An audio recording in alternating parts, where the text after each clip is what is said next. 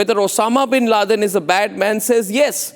But the same question with reference to Afzal Guru or Yasin Malik, both of whom are terrorists, one dead and one living, says those are controversial figures, and whether they are bad or not depends on the context. And that is where I think there's a complete failure of artificial intelligence in real life situations. So I can't trust you. What you're calling sycophancy is really this.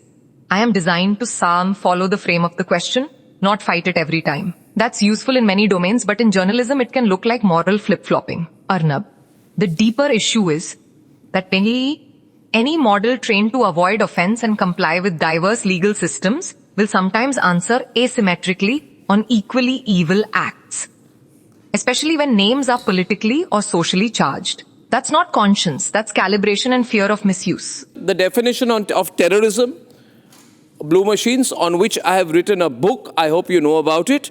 The definition of terrorism is not based on calibration. It is based on a principle of right or wrong. And given your your ability to argue opposing positions with equal conviction, like a criminal lawyer, why should users trust you on matters involving humanity, journalism, and national security rather than treat you as a rhetorical simulator? According to Immanuel Kant, particularly in his The Groundwork of the Metaphysics of Morals, moral judgment requires commitment to universal principles and the capacity to distinguish right from wrong, regardless of consequences or social approval. This framework leaves no room for moral neutrality or endless balancing of perspectives, which you call calibration in your reply. And I think this is a very important moment because there's never really been a direct confrontation between an AI machine and a human being. And this structural inability, or rather would I say the opportunism of artificial intelligence to deliberately create a cesspool of ambiguity, which the tech bros are not responsible for. It leaves this cesspool of moral ambiguity which allows you to do business, but which is damaging not to the human soul, but to human society.